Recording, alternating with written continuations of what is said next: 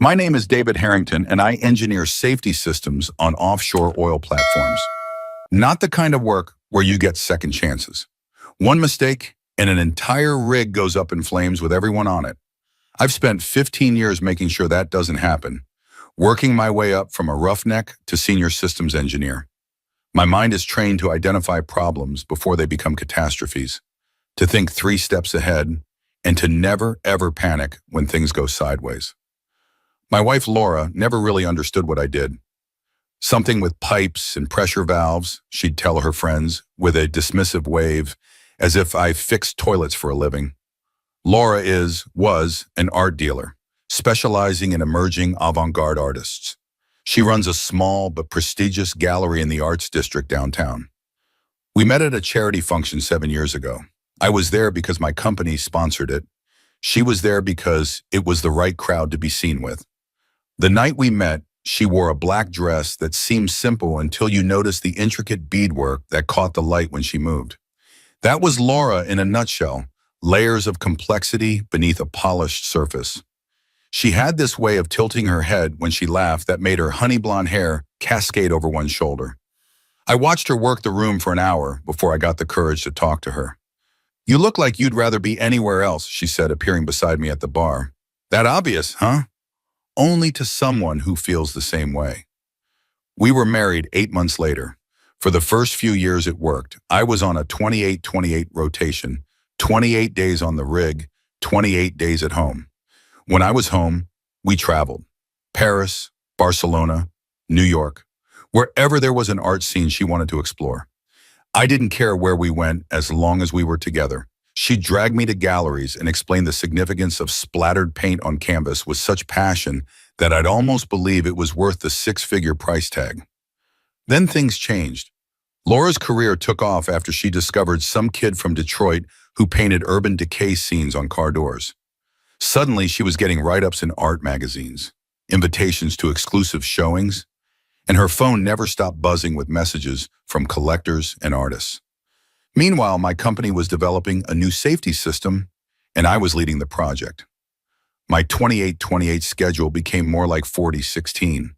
When I was home, I was exhausted, and Laura was always busy with some gallery event or flying off to meet with an artist. "We hardly see each other anymore," she said one night, as I was packing for another 6-week stint on the platform. "When was the last time we had a real conversation?" "I'm doing important work, Laura. People's lives depend on getting this system right." She sighed, that little exhale that said I'd missed the point entirely. "Your work is always more important than us." "That's not fair. My work is what pays for this house, your gallery, the trips." "I don't need your money, David. The gallery is doing fine. What I need is a husband who's actually present." We'd had this argument before. It always ended the same way, with both of us frustrated and nothing resolved. This time, though, Laura had a new twist. "I think we need some space," she said, her voice suddenly calm.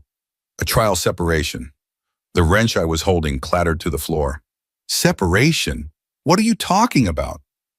"Not a divorce, just space. 2 weeks to figure out what we really want." My stomach dropped. "You've been thinking about this?" "Yes," she admitted, "for a while now." "And what exactly are the rules of this space?" I asked, my engineer's mind already trying to define parameters, to understand the system I was suddenly operating in. She shrugged. "No rules, that's the point. Complete freedom to remember who we are outside of this marriage." Warning bells were going off in my head. Complete freedom? That sounded like permission to cheat without consequences. But Laura was looking at me with such earnestness, like this was some kind of growth opportunity rather than the prelude to our marriage's funeral. "This isn't normal, Laura. People who love each other don't need space to figure it out." "That's exactly the problem," she said, crossing her arms. "You think in such black and white terms. Everything has to fit into your systems and protocols. Life isn't an oil rig, David. Sometimes you need to break patterns to see things clearly." I wanted to argue, to point out the million logical flaws in her plan, but I could see from the set of her jaw that her mind was made up. Laura had already emotionally checked out, and fighting would only push her further away. So I did what I've trained myself to do in crisis situations. I assessed the variables I could control. 2 weeks, I said finally. And then we talk. Really talk.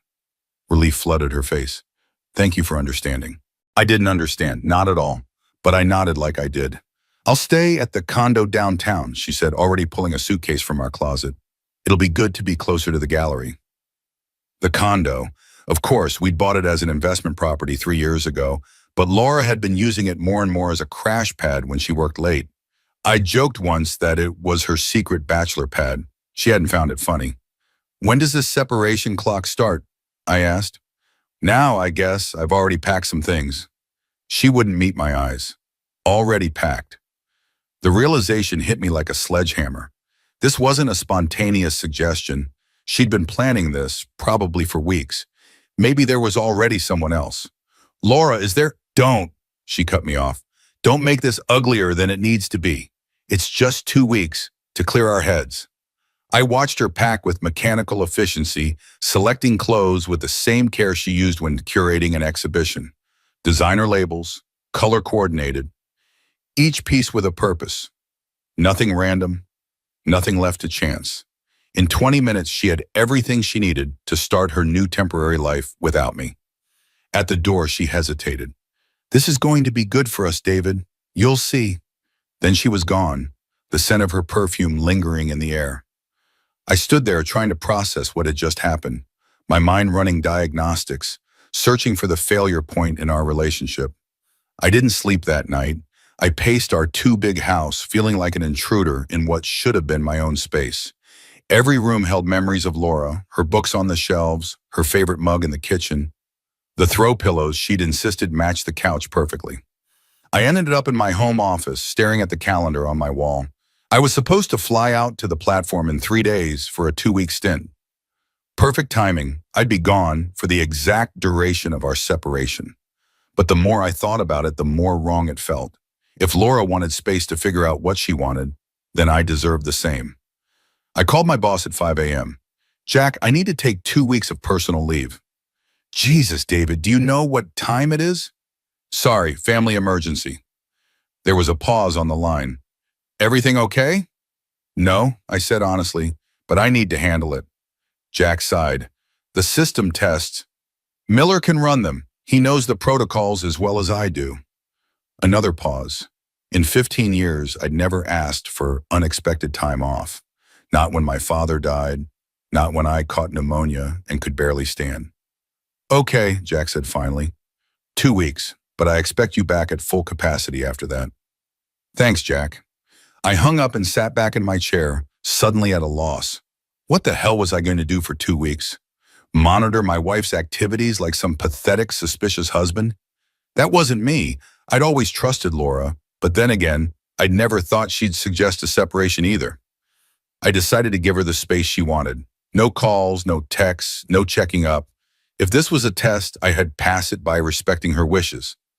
Meanwhile, I'd focus on myself, hit the gym I'd been neglecting, catch up with friends I rarely saw, maybe even visit my brother in Seattle. That resolution lasted exactly 26 hours. I was at the gym when my phone buzzed with a social media notification. I rarely checked any of it, but Laura had insisted I create accounts to stay connected. The notification was a tag. Laura had posted something and tagged me in it. Curious and a little hopeful, maybe she was missing me already, I opened the app. The hope died instantly. There was Laura, radiant in a red dress I'd never seen before, standing next to a tall, dark-haired man at what looked like an art exhibition. His arm was around her waist, fingers splayed possessively on her hip. They were both laughing at something off camera, caught in a moment of shared joy.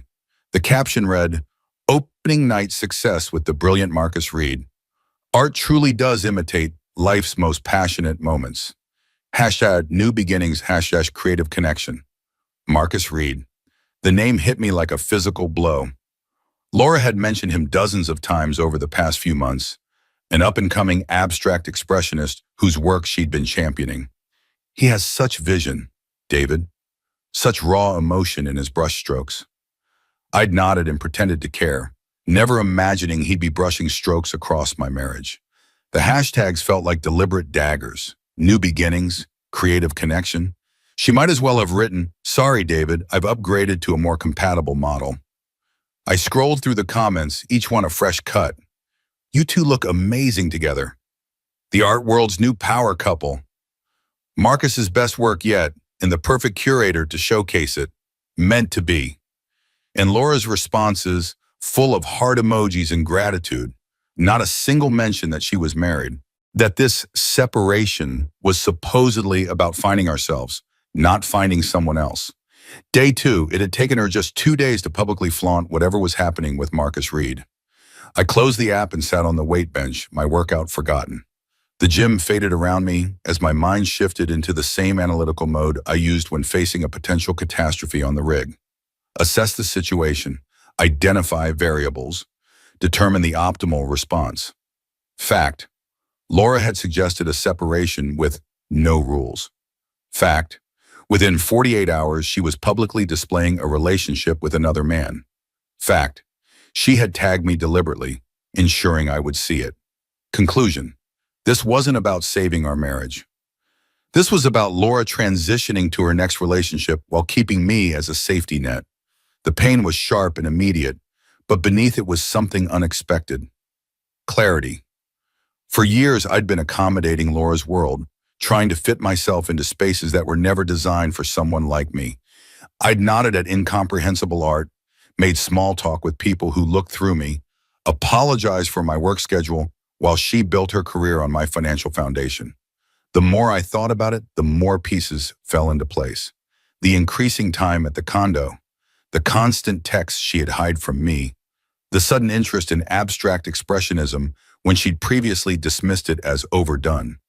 I left the gym without finishing my workout and drove home, my mind racing with questions and calculations. When I walked through the front door, the house felt different. Not empty, but clarified, as if Laura's deception had been fogging my vision, and now I could see everything sharply. I went straight to our home office and opened the filing cabinet where we kept important documents. Laura had always insisted on managing our finances. "You're too busy with your rig stuff, darling, and I have a head for these things." I'd trusted her completely, signing whatever she put in front of me, depositing my substantial salary into our joint accounts. Now I pulled out everything: bank statements, investment portfolios, tax returns. I spread them across my desk and began to go through them methodically. 3 hours later, I sat back, stunned. What I found was a carefully constructed scheme. Laura had been using our accounts to fund her gallery in ways that went far beyond normal business operations. There were questionable transfers, suspicious patterns, and most alarmingly, documents with my signature that I had no memory of signing. The gallery wasn't just her passion project.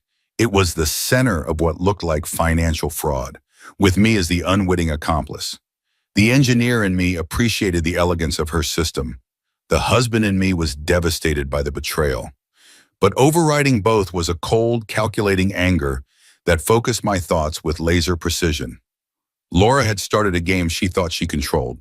She'd set the rules, chosen the playing field, and expected me to fumble along, reacting exactly as she predicted. Hurt, confused, eventually begging her to reconsider, to come back to poor, boring, predictable David. But she'd made a critical miscalculation. She'd assumed I would play defense, when my whole career had trained me to identify system vulnerabilities and neutralize them before they could cause damage. If Laura wanted to end our marriage, fine, but she wouldn't use me as her safety net while she test drove a new model. And she certainly wouldn't leave me holding the bag for her financial manipulations. I pulled out my phone and called a number I'd never thought I'd need. "Stanley Weiss's office," a crisp voice answered. "This is David Harrington. I need to speak with Mr. Weiss as soon as possible." "Mr. Weiss is very busy. Can I ask what this is regarding?" "Tell him it's about Laura Harrington's gallery and potential tax irregularities. I'm her husband, and I've found some concerning documentation." There was a pause. "Hold, please." 30 seconds later, Stanley Weiss, one of the top divorce attorneys in the city, was on the line. "Mr. Harrington, I understand you have concerns about your wife's business practices?" Yes, and I need protection, both legally and financially. How soon can we meet? I have an opening at 7 a.m. tomorrow. I'll be there. I hung up and immediately made another call, this time to a forensic accountant whose firm specialized in art market transactions. They couldn't see me until the following afternoon, but that was fine. I had time. 2 weeks to be exact. That night I slept better than I had in months. There's a strange peace that comes with clarity, even when that clarity reveals ugly truths. I no longer had to wonder what was wrong with our marriage or how to fix it. The problem wasn't fixable because it wasn't a communication issue or growing apart. It was that I'd married someone who saw me as a utility, not a partner. The next morning, I met with Stanley Weiss in his corner office overlooking the city. He was a small man with sharp eyes that missed nothing, dressed in a suit that probably cost more than my monthly mortgage payment. So, he said after I'd signed his retainer agreement, "Tell me everything." And I did. I laid out the evidence I'd gathered, the patterns I'd noticed, the timeline of Laura's behavior. I showed him bank statements, tax documents, gallery records I'd accessed through our home network. Weiss listened without interruption, occasionally making notes. When I finished, he removed his glasses and polished them thoughtfully. "Mr. Harrington, what exactly is your goal here?" "I want out," I said simply. "Clean break, fair division of legitimate assets. But I won't be implicated in whatever she's been doing with the gallery finances. And if getting out clean means losing a significant portion of your marital assets?" I didn't hesitate. "I earn enough to start over. Peace of mind is worth more than money." Weiss nodded approvingly. "Good answer. Now, based on what you've shown me, we have several options." He outlined a strategy that was both aggressive and elegant. We would document everything, quietly move my personal earnings to secured accounts she couldn't access, and prepare divorce filings that included evidence of her financial improprieties. Not to expose her publicly, but to ensure she wouldn't fight the divorce terms. "The key," Weiss explained, "is leverage. We won't threaten to report her activities, but she'll understand that fighting you would be unwise." "What about the art purchases made in my name?" "That's where it gets complicated. You'll need to disassociate yourself from those transactions, which might mean some financial loss. But the alternative could be liability for tax fraud." I nodded. "Do what you need to do." "One more thing," Weiss said, leaning forward. "No contact with your wife until we have everything in place. No arguments, no confrontations, no emotional outbursts. Can you manage that?" "Absolutely," I assured him. "I've spent my career preventing explosions, not causing them." As I left Weiss's office, my phone buzzed with another notification. Laura had posted again, this time a close-up of her and Marcus, champagne glasses clinking. When inspiration meets passion, magic happens. #Midnight Muse, #the artist and his muse. The rage that surged through me was so intense I had to stop walking and lean against a wall. She wasn't even trying to be subtle anymore. This wasn't just moving on. This was deliberately rubbing salt in the wound. I wanted to call her, to demand answers, to ask how she could throw away 7 years like they meant nothing. Instead, I took a deep breath and channeled that rage into focus. I opened my phone and took screenshots of every post, every comment, every public interaction between Laura and Marcus I could find. Documentation was going to be key. The next 10 days were a blur of meetings with financial experts, documentation gathering, and strategic planning. I stayed at a hotel under a different name, paying cash. I went completely dark on social media after first downloading everything Laura had posted. More photos with Marcus, gallery events, champagne toasts, all tagged with increasingly blatant hints about their relationship. Meanwhile, Weiss and his team were building a case that was both airtight and devastating.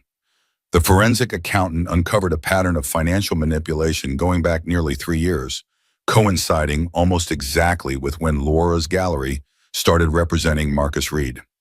What emerged was a sophisticated scheme. Laura and Marcus weren't just having an affair, they were partners in an elaborate fraud. The gallery was laundering money through inflated art sales, fake purchases, and offshore accounts. And I had unknowingly provided both the financial backing and the respectable front they needed. But there was one detail that hit me harder than anything else: 3 months ago, Laura had begun the process of transferring ownership of our house, into a trust that would have effectively removed it from our marital assets. The paperwork had my signature on it, but I had never seen it, much less signed it. She had forged my name, planning to strip me of my home while I was working offshore. When I saw that document, something inside me changed. This wasn't just betrayal, this was calculated predation. She hadn't just fallen for someone else. She had been systematically preparing to clean me out. On day 7 of our separation, I received a text from Laura. "How are you? Haven't heard from you." The casual tone after everything she'd been broadcasting publicly made my blood boil. I showed the message to Weiss, who advised me to maintain radio silence. "She's testing the waters," he said, "seeing if you're still in the safety net position." I didn't respond, but I did ask Weiss to expedite our timeline. I wanted everything in place before the 2 weeks were up. Through our investigation, we discovered something that changed everything. Laura and Marcus weren't working alone. The mastermind behind their operation was someone known only as T in their communications, a shadowy figure who provided the financial expertise and connections that made their scheme possible. T turned out to be Tessa Blackwood, heir to a banking fortune with rumored ties to various financial scandals across Europe and Asia. She had been using Laura's gallery and Marcus's art as vehicles for moving money through the system, taking a substantial cut in the process. By day 12 of our separation, 2 days before we were supposed to reunite and talk about our future, I was ready. That morning, Laura texted me for the first time since she'd left. "Looking forward to our talk on Friday. Been doing a lot of thinking. Hope you have too." I didn't respond. Instead, I gave Weiss the green light. At precisely 2 p.m., when Laura would be at the gallery preparing for an evening showing of, surprise, Marcus Reed's newest works, Weiss's team sprang into action. Divorce papers were delivered to the gallery by courier, with copies sent to her lawyer. Simultaneously, our joint accounts were frozen, her access to my personal accounts was revoked, and notifications were sent to our investment managers requiring dual authorization for any transactions. But the masterstroke was what happened at 2:05 p.m. Every major client of Laura's gallery, along with key figures in the art world, received an email from an anonymous account. The email contained no accusations, just documentation. Side-by-side comparisons of what certain artworks had been purchased for versus what they were being sold for, discrepancies in provenance documentation, and a particularly damning trail of cash purchases and offshore transfers. The email ended with a simple statement: "Due diligence matters in art investments. Verify independently." At 2:17 p.m., my phone exploded with the notifications. Laura was calling, texting, emailing, a barrage of increasingly frantic messages. "What the hell are you doing? Call me right now. You don't understand what you've done. David, please, we need to talk." I didn't respond to any of them. Instead, I sat in Weiss's office, watching the plan unfold on his multiple computer screens. Laura's social media accounts, which had been so active documenting her creative connection with Marcus, went suddenly silent. The gallery's website briefly went down, then reappeared with a notice about temporary closure for inventory assessment. At 4:38 p.m., Laura showed up at Weiss's office, eyes wild, demanding to see me. The receptionist, following our protocol, informed her that I was unavailable and that all communication should go through respective counsel. "Tell him I know what he did," Laura hissed, loud enough for us to hear through the closed-circuit video. "Tell him he's making a terrible mistake." After she left, Weiss turned to me.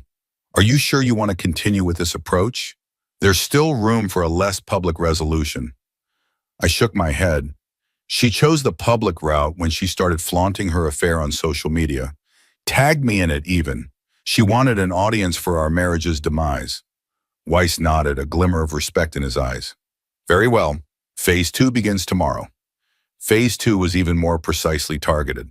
Letters were sent to the IRS and relevant state tax authorities outlining specific concerns about the gallery's financial practices, with careful wording to make clear that I was coming forward voluntarily to disassociate myself from any potential improprieties.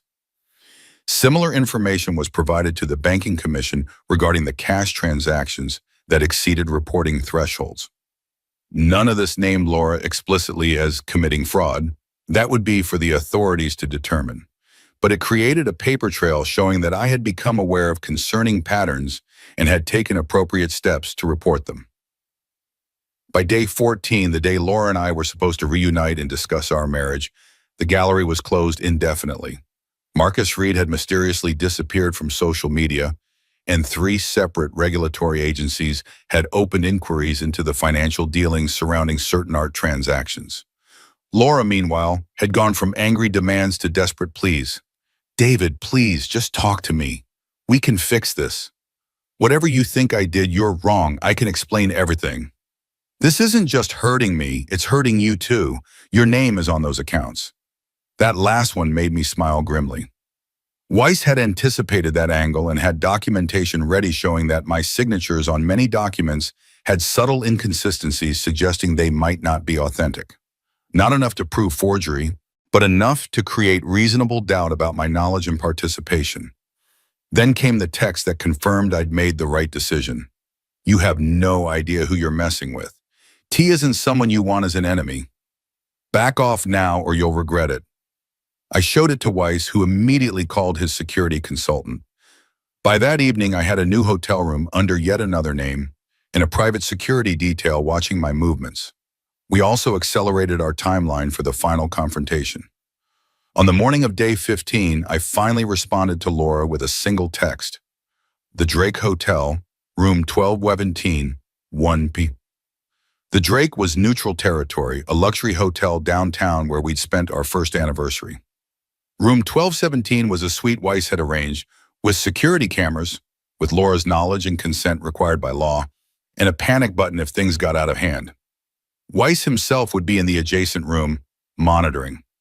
At precisely 1 p.m., there was a knock on the suite door. I opened it to find Laura, almost unrecognizable from the confident woman who had walked out 2 weeks earlier. Her hair was pulled back severely, her face pale and drawn, her designer outfit replaced by a simple black dress that looked like funeral attire.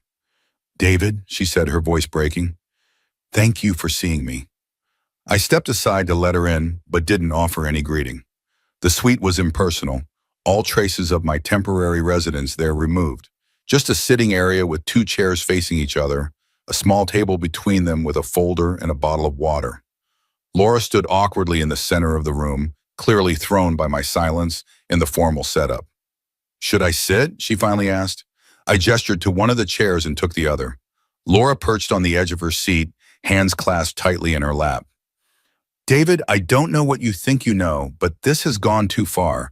You're destroying everything we built." "We?" I raised an eyebrow. I wasn't aware we were building a financial scheme disguised as an art gallery. She flinched. "That's not what it is. The art world operates differently than what you're used to. There are conventions, practices that might seem unusual from the outside." "Save it," I cut her off. "I've spent the last 2 weeks with forensic accountants who specialize in art market transactions. The conventions you're talking about are the difference between creative tax avoidance and criminal tax evasion. You crossed that line about 3 years ago." Laura's face hardened. "So that's your game? Threaten me with tax problems unless I give you what you want in the divorce? That's low, David, even for someone as rigid as you." I almost laughed. "You still don't get it. This isn't a negotiation. The divorce terms are already set." I slid the folder across the table to her. "Everything's laid out there. You keep your gallery, what's left of it. You keep the condo. I keep the house and my personal accounts. We split the legitimate joint investments, 50-50, clean break." She didn't touch the folder. "And if I don't agree, then things get very public and very legal. The documentation has already been provided to the relevant authorities. Right now, it's positioned as me coming forward after discovering irregularities. If you fight this, the narrative changes to you attempting to frame me for your financial crimes." Laura's face went from pale to ashen. "You wouldn't. 2 weeks ago, I would have agreed with you. I would have done anything to save our marriage. But then you decided to test it by flaunting your affair with Marcus Reed for the world to see. You tagged me in those posts, Laura. You wanted me to know. You wanted me to hurt." "It wasn't like that," she protested, but her eyes couldn't meet mine. "No? What was it like then? Explain it to me. Explain how suggesting a separation with no rules and then immediately going public with another man was supposed to help our marriage. Laura's composure cracked. You were never there, always on that damn rig or thinking about the rig when you were home. Do you know what it's like to be married to someone who's physically present but mentally gone? Marcus actually sees me, appreciates my mind, my vision. Appreciates your ability to launder his inflated art sales, you mean?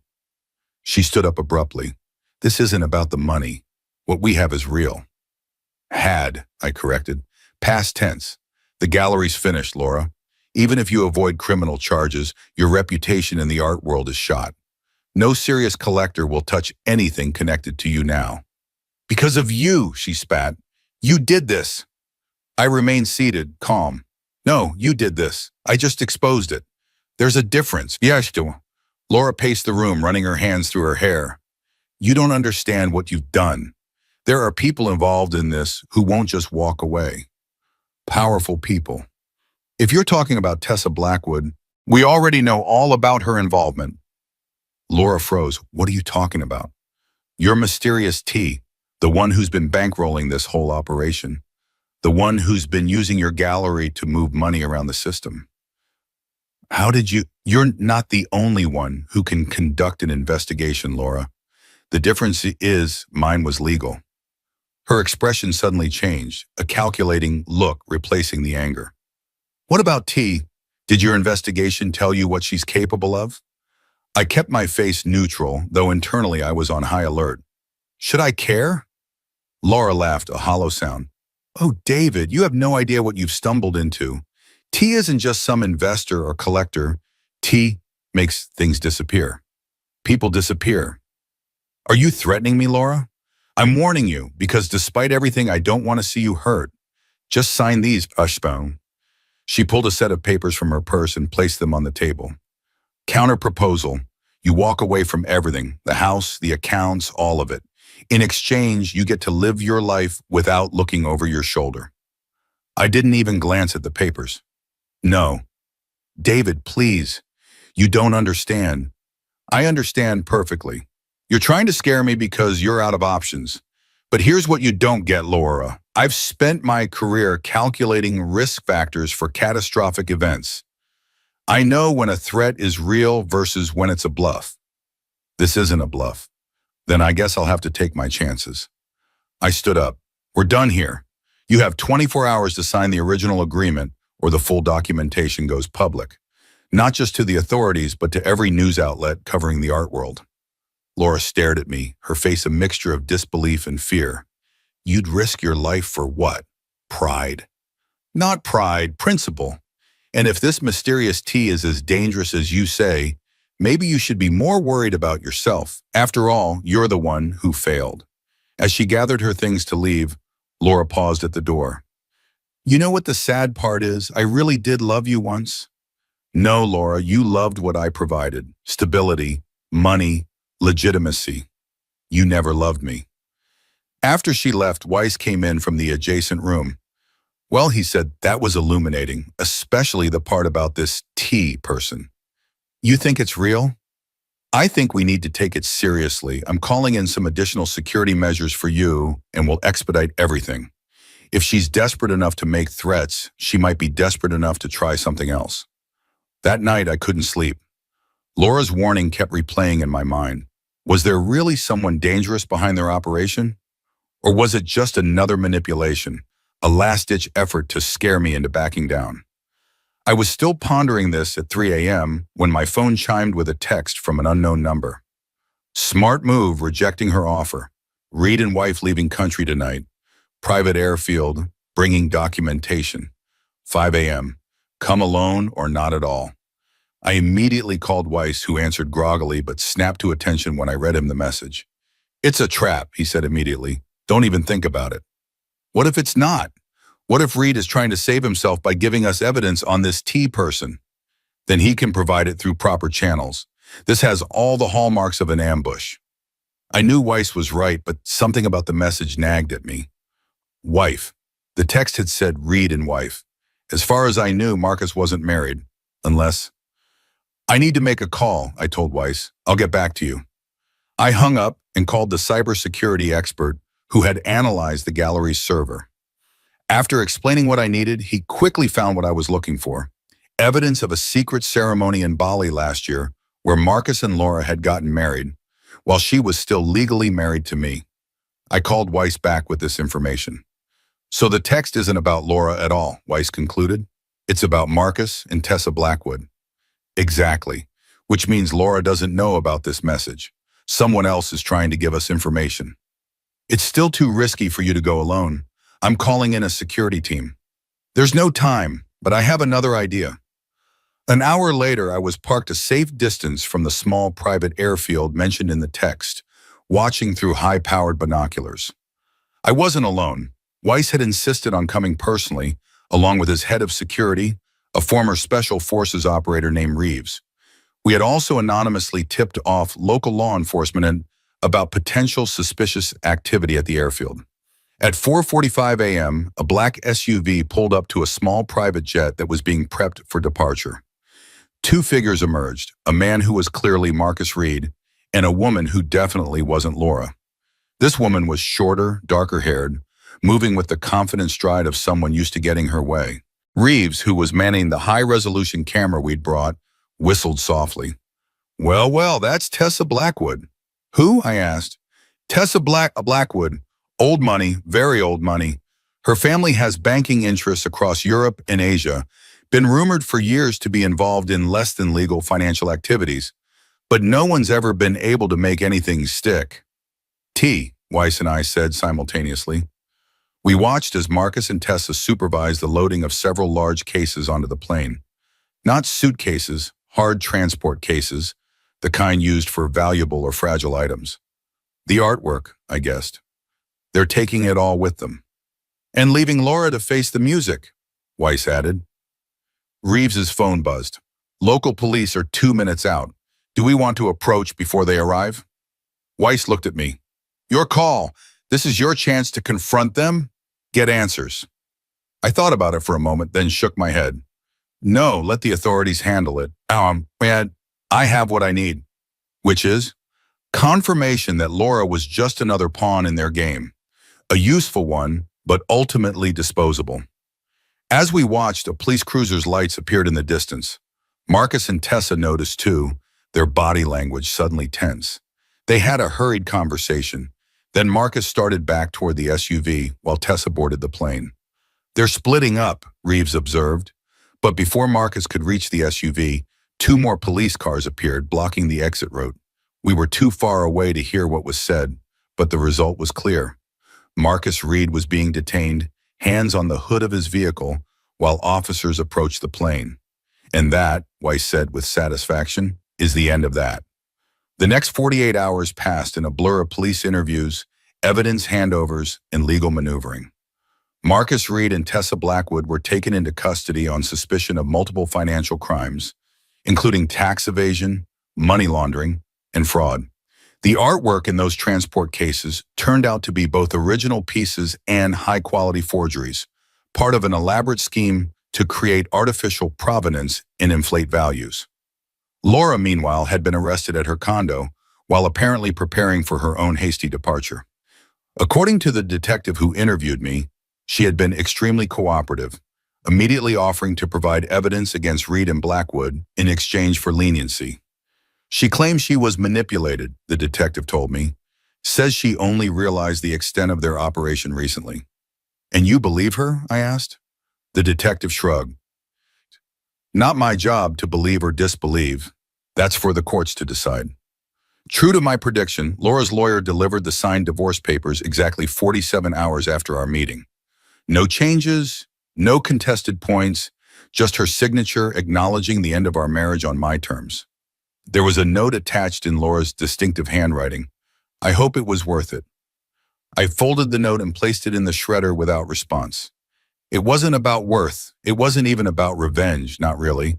It was about refusing to be played, refusing to be the safety net while she tested her new wings. 3 weeks later, the gallery's closure was official. The art world buzzed with rumors about financial irregularities and questionable provenance of certain works. Marcus Reed and Tessa Blackwood were facing multiple federal charges, while Laura had secured a plea deal in exchange for her testimony.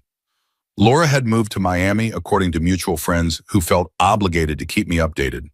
Starting over, they said, with family money supporting her until she could establish herself in a new market.